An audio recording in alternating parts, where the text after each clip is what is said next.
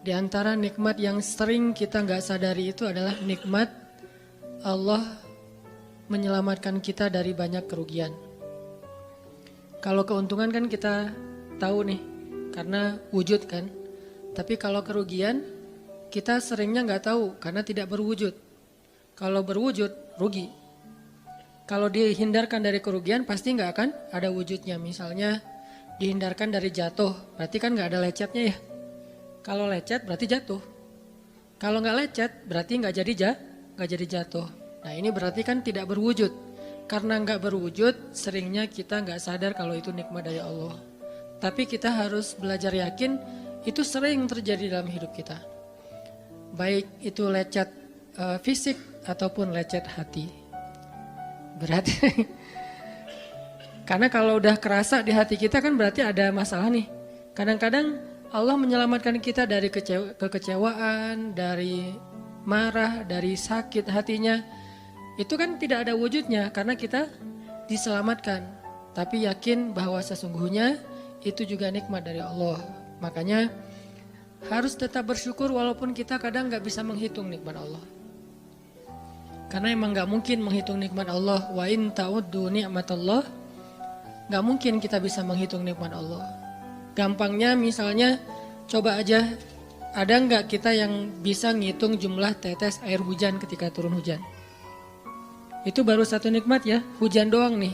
Bisa nggak ngitung berapa tetes air hujan yang jatuh ketika kita lagi musim hujan? Atau sekali hujan aja nih, setengah jam berapa tetes? Nggak ada yang bisa ngitung. Itu aja nggak sanggup, apalagi nikmat-nikmat yang lebih besar.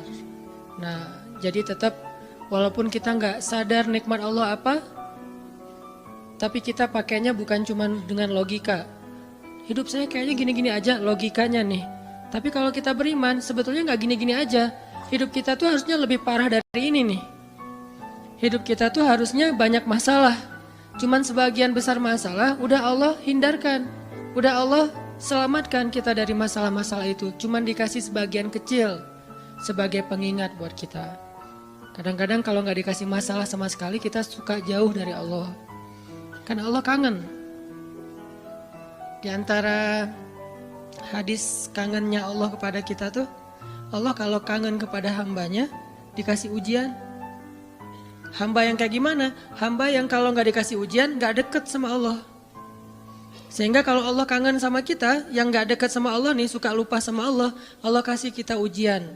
Tapi ujian yang dikasih juga ujian yang insya Allah masih ketahan sama kita. Karena Allah gak mau ngasih kita ujian yang mencelakai kita. Kalau itu terjadi namanya bukan ujian, tapi namanya azab. Dan insya Allah orang beriman gak dapat itu. Yang dapat kayak gitu tuh kelasnya udah kelas Firaun, Haman, Korun, Namrud ya. Abu Jahal, Abu Lahab itu kayak gitu tuh. Tapi kalau kelas orang muslim yang udah beriman cuman gak soleh-soleh amat, insya Allah yang dikasih bukan azab, yang dikasih adalah ujian. Kenapa? Allah kangen dengerin curhat kita di sepertiga malam. Allah kangen ngeliatin kita menangis dan manja kepada Allah. Allah kangen kita bangun tengah malam atau sepertiga malam berdoa kepada Allah. Allah kangen kita berdiri dan sujud dengan waktu yang lama. Kadang-kadang sujudnya setengah jam, saking lagi berserah diri kepada Allah. Allah kangen, makanya dikasih ujian dikit. Tapi ujian yang dikasih ke kita tuh sedikit dibandingkan yang Allah hindarkan dari kita. Tapi mana buktinya dihindarkan? Kalau ada buktinya namanya nggak dihindarkan. Kalau sudah wujud namanya kena. Kalau nggak kena pasti nggak ada wujudnya. Terus gimana kita tahu? Kita mungkin nggak tahu, tapi kita bisa meyakininya, iman. Makanya yang dipakai bukan hanya logika, tapi juga iman. Karena Allah Subhanahu wa taala menyelamatkan kita siang dan malam. Kulla yaumin huwa fi sya'n. Itu ayatnya. Kulla yaumin huwa fi sya'n. Setiap hari Allah sibuk menyelamatkan kita. Salah satu tafsir dari kalimat fi sya'nin adalah Allah sibuk menyelamatkan kita. Setiap hari kulla yaum. Sibuk menyelamatkan fulan-fulan, sebanyak jumlah manusia, sebanyak itulah yang Allah selamatkan. Bukan cuma mukmin, bahkan orang kafir juga kadang Allah selamatkan. Cuman di dunia, kalau di akhirat beda lagi ceritanya. Kalau di dunia, rahmat Allah semuanya dikasih. Baik kepada mukmin ataupun kepada yang tidak mukmin. Dikasih rahmat Allah di dunia, tapi di akhirat hanya berlaku bagi orang-orang yang beriman. Kenapa orang yang tidak beriman kok dikasih rahmat Allah di dunia? Karena di sisi Allah dunia itu kecil, gak terlalu berharga, makanya dikasih semuanya. Akhirat itu berharga, makanya dikasih buat yang Allah sayangi, yang Allah pilih doang, yaitu orang yang beriman. Jadi jangan sampai kita berpikir Allah tuh kayaknya gak fair, kok orang gak beriman dikasih rahmat di dunia? Karena dunia itu gak terlalu berharga di sisi Allah. Seandainya dunia itu ada harganya walaupun sebelah sayap nyamuk, gitu kan hadisnya, gak akan Allah kasih itu dunia kecuali kepada orang beriman. Tapi berhubung lebih ringan daripada sebelah sayap nyamuk, dikasih kepada semuanya. Ibaratnya kalau kita ngasih kayak ngasih lagi jalan gitu ya, naik angkot misalnya, naik angkot terus sama istri nih naik angkot berdua. Terus pas turun angkot, harga angkotnya tuh misalnya 3.000, udahlah kasih aja 5.000. Karena 2.000 yang kita kasih, nggak mungkin istri kita komplain. Kemarin aku minta nggak dikasih, nggak akan mungkin kan? Kenapa? Cuma 2.000. Tapi coba ngasih 100.000. Beda tuh. Karena dia sesuatu yang ringan, maka tidak perlu komplain. 2.000 doang, saya juga dikasih lebih dari itu. Harusnya kita sadar bahwa dunia itu 2.000-an. Dunia itu cuma 2.000-an. Nggak terlalu berharga lah. Walaupun tetap butuh, nggak berharga juga butuh. Sehingga ketika ada orang yang tidak beriman dikasih 2.000-an kayak gini, kita yang beriman jangan sirik.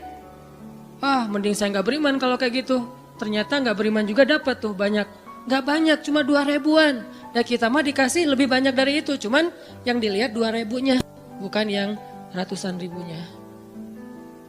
Ini artinya teman-teman, yuk kita tetap belajar bersyukur kepada Allah. Walaupun kita nggak sadar nikmat Allah itu apa. Kita nggak bisa ngitung dengan logika kita. La tuhsuha, nggak mungkin bisa dihitung dengan logika. Tapi kita masih punya logika iman. Yang kita yakin, kulla yaumin huwa fi sya'n. Setiap hari itu Allah ngasih nikmat buat kita. Setiap hari itu Allah menyelamatkan kita dari banyak masalah. Setiap hari. Bukan pernah tuh dulu gua nyelamatin lo. Enggak. Setiap hari diselamatin. Kita ada orang yang kadang-kadang nyelamatin kita dari satu musibah. Itu kan berjasa dan kita kayak ngingat seumur hidup kan ya. Dianggap kayak orang yang paling berjasa dalam hidup kita. Dulu hampir putus gara-gara dia gak jadi putus gitu. Nyambung lagi dalam bentuk yang halal misalkan ya. Berarti kan dia paling berjasa nih. Kalau gak gara-gara dia nih udah putus tuh. Kalau gak gara-gara dia udah cerai nih. Alhamdulillah gara-gara si fulan, gara-gara ustadz itu, gara-gara teman saya, gara-gara orang tua. Kita yang tadinya hampir bercerai, gak jadi bercerai kan dia berarti berjasa banget dalam hidup kita. Menyelamatkan rumah tangga. Allah menyelamatkan kita dari yang kayak gitu-gituan tuh kulla yaum, setiap hari. Kalau yang belum menikah, setiap hari Allah menyelamatkan kita dari zina. Apalagi kita hidup di zaman fitnah. Apalagi kita hidup di kota besar kayak di Bandung. Yang fitnahnya mungkin lebih besar daripada di desa. Dengan mudah kita bisa terjerumus ke dalam dunia-dunia yang kayak gituan. Mudah banget. Tapi setiap hari diselamatin, besok diselamatin lagi, lusa diselamatin. Walaupun seringkali Allah pengen nyelamatin kita, kitanya aja yang kekeh gak mau diselamatin. Udah jatuh, Allah selamatkan dari apa? Dari makin terpuruk. Kadang-kadang kan jatuh ketiban tangga nih. Jatuh doang gak ketiban tangga. Allah selamatkan. Kalau gak diselamatkan 100%, minimal diselamatkan sebagiannya. Supaya kita gak benar-benar hancur. Itu sering. Yang pernah merasakan masa-masa kelam di masa lalunya, harusnya kan ketika kita dulu kayak gitu kita mungkin udah mati kali ya. Yang sering tawuran misalnya, yang sering tarung di jalan, alasannya alasan sepele gitu. Kayak kemarin saya pas ke Jakarta ada acara di daerah Bintaro tuh, lagi jalan, ada tawuran pelajar, pada bawa golok, bawa samurai, bawa celurit segala macam. Kita agak-agak kaget karena kita platnya plat D gitu kan. Agak bahaya nih di Jakarta soalnya. Langsung kita gimana nih plat D, masa mau ditutup pakai tangan, gak mungkin kan ya mobil. Akhirnya la haula aja. Coba bayangin Mungkin sebagian kita pernah ngalamin masa kayak gitu dan mungkin lebih parah. Yang kayak gitu-gitu mah udah jadi kayak sarapan lah. Kalau nggak makan siang, kayak gitu-gitu. Udah sering. Kenapa masih bisa selamat dan sekarang bisa duduk di masjid? Kalau bukan karena Allah menyelamatkan kita. Jadi kalau ada yang cerita ke saya tuh tentang pengalaman masa lalunya yang luar biasa kelam, saya tuh selalu bukan takjub ke dianya, takjub ke Allahnya. Bukan takjub karena dia bisa berhijrah, takjub karena Allah masih menyelamatkan dia dan menghijrahkan dia. Sehingga ketika dengar cerita kayak gitu, yang kita ucapkan adalah Masya Allah, Alhamdulillah. Bukan, wah hebat lo ya, dulu pernah bunuh orang, pernah ini, pernah semua dosa pernah gue lakuin dah. Itu gak perlu bangga, karena kalau dia gak diselamatin Allah, dulu udah celaka dengan dosa-dosa itu. Tapi karena Allah selamatkan, akhirnya dia diberi kesempatan. Bikin dosa dibiarin sama Allah. Bikin dosa dibiarin, bukan dibiarin berbuat dosa, dibiarin supaya dia kembali kepada Allah, dikasih kesempatan. Dan itu gak sehari, bertahun-tahun kan kita kayak gitu. Masih aja Allah biarin, masih Allah kasih kesempatan. Ini artinya teman-teman, benar kulla yaumin huwa fi sya'an. Setiap hari itu Allah selalu jagain kita. Setiap hari itu Allah selalu nyelamatin kita dari banyak masalah. Kalau yang udah nikah, mungkin di hari-hari pertama atau tahun-tahun pertama nih pengalaman pernikahan ya.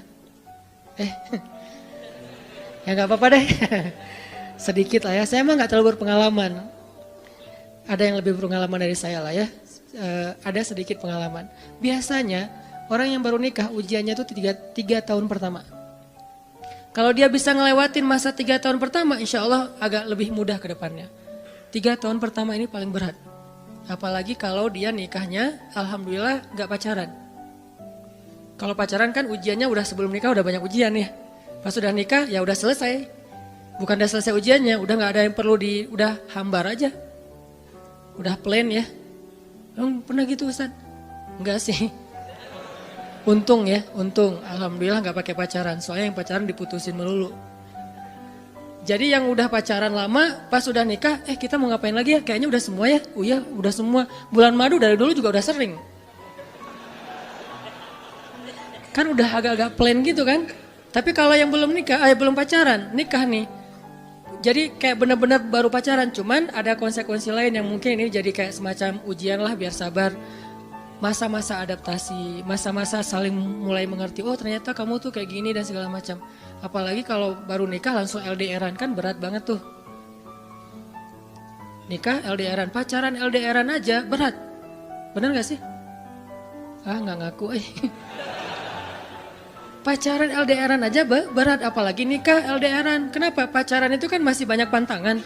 Nikah kan udah masih banyak ibadahnya. Tapi nggak boleh ibadah, coba gimana? Nggak sengsara tuh, merana kan? Harusnya boleh tapi nggak boleh. Yang tadinya nggak boleh aja sengsara, apalagi udah boleh.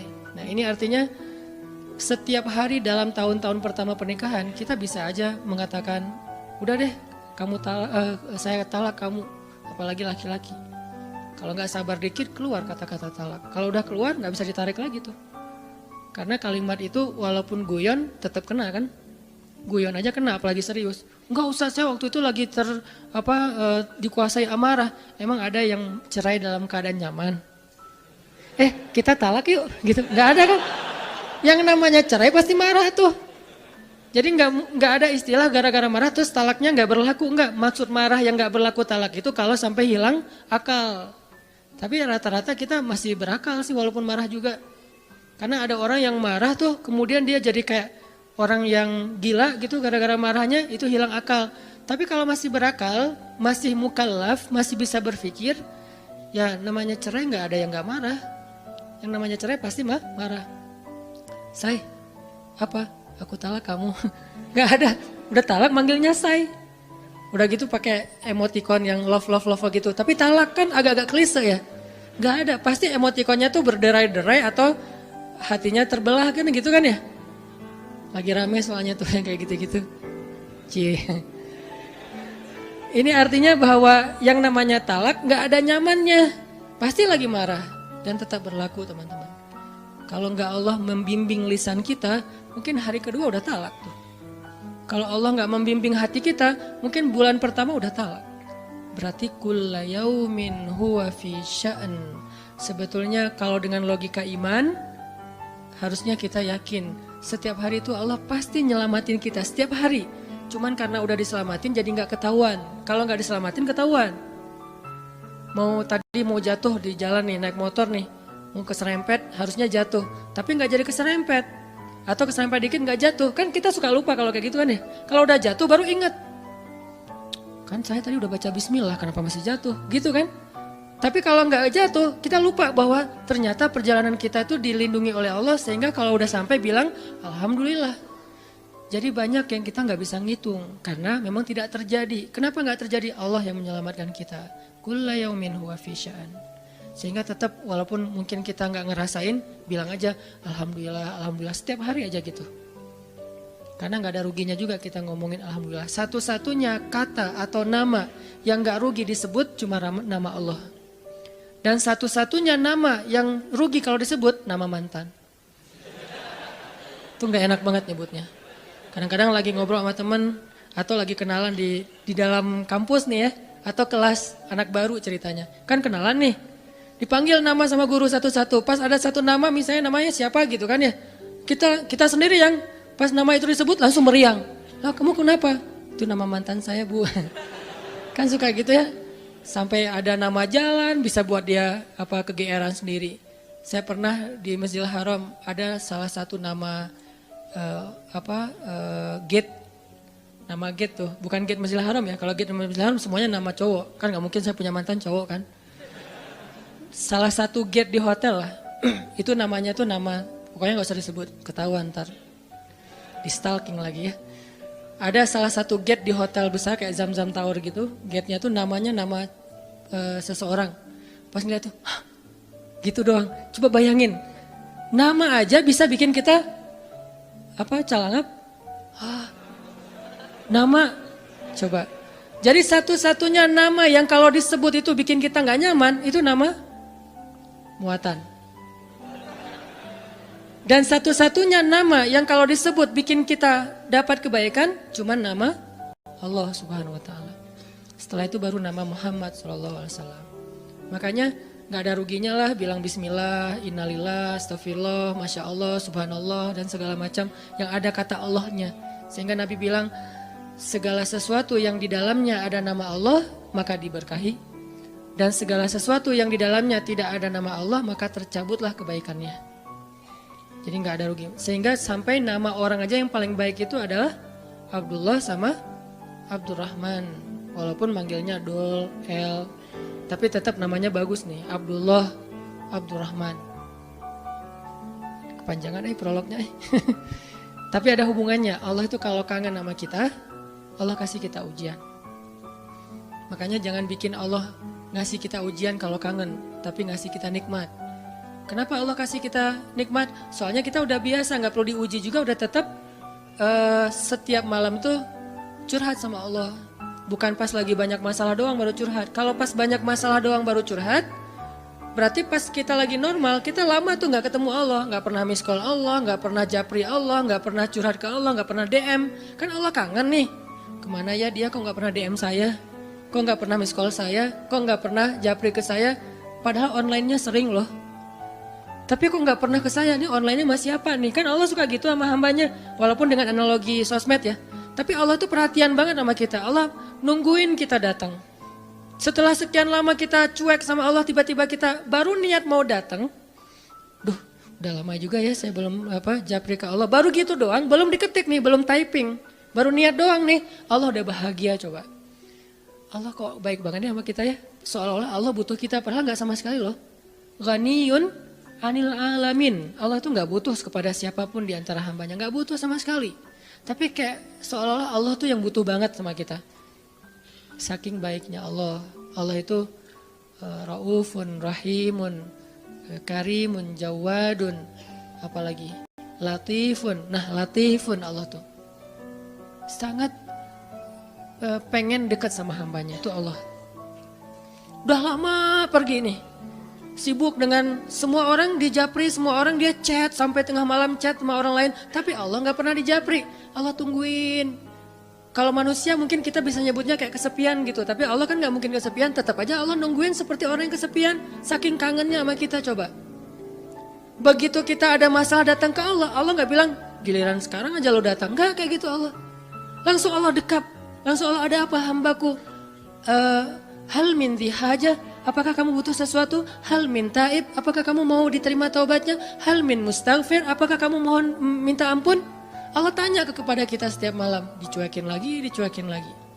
Datang Allah ke langit dunia. Harusnya kan Allah suruh aja malaikat kasih tahu ke dia supaya berdoa. Enggak, Allah yang langsung turun. Ibaratnya Allah yang ngejapri kita. Enggak dirit juga. Setiap malam japri, setiap malam enggak dirit. Padahal online-nya, lasinnya tuh per setiap jam bahkan setiap menit dia online terus. Tapi yang Allahnya enggak dirit, ketimpa lagi tuh. Marahkah Allah? Enggak. Kalau Allah marah, pasti kita udah celaka dari dulu juga. Karena kalau Allah udah marah, maka perhatikanlah kaum-kaum sebelum kalian, kata Allah.